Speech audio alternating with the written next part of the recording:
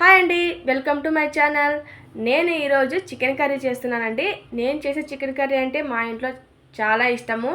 ఎప్పుడు చేసినా ఇలాగే చేస్తానండి. చపాతీలోకి, రైస్లోకి అయితే సూపర్ కాంబినేషన్, చాలా బాగుంటుంది. చాలా తొందరగా చేసేసుకోవచ్చు.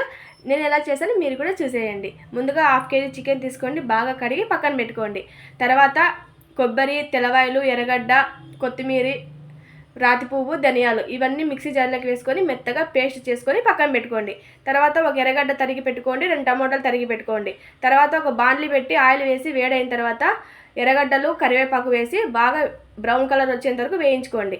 తర్వాత వేగిన తర్వాత ఇందాక పెట్టుకున్న చికెన్ కూడా వేసి అందులోకి పసుపు, టేస్ట్కి సరిపడా సాల్ట్ వేసి ఒక 2-3 మినిట్స్ బాగా కలపండి. బాగా వాటర్ ఏమి వేయకుండా కలపండి. తర్వాత టమోటాలు పేస్ట్ చేసి పెట్టుకున్న పేస్ట్ వేసేసి బాగా మనము ఎట్లా అంటే వాటర్ ఏమి వేయకూడదండి. వాటర్ వేసామంటే ఇంకా చికెన్ కర్రీ టేస్ట్ పోతుంది.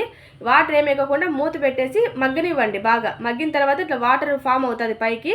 తర్వాత మాది రాయలసీమ కాబట్టి నేను కారం పొడి చాలా వేసుకుంటాను. మేము కారం ఎక్కువ తింటాము. నేను 4 స్పూన్ల కారం పొడి వేసుకున్నాను. మీరు టేస్ట్కి సరిపడా కారం పొడి వేసుకోండి. తర్వాత కారం పొడి వేసిన తర్వాత బాగా కలపండి. కలిపిన తర్వాత బాగా రెడ్ కలర్ షేడ్లో వస్తుందండి, పైన ఆయిల్ తేలుతుంది.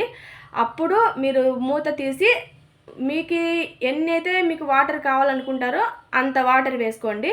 వాటర్ నేనైతే ఒక 1/2 గ్లాస్ వాటర్ వేసుకున్నాను.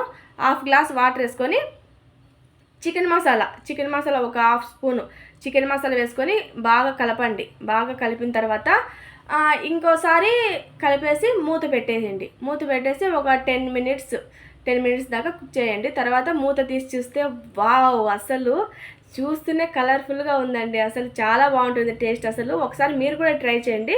ట్రై చేసి ఎలా వచ్చిందో నాకు కూడా చెప్పండి. ఓకేనా? Thank you.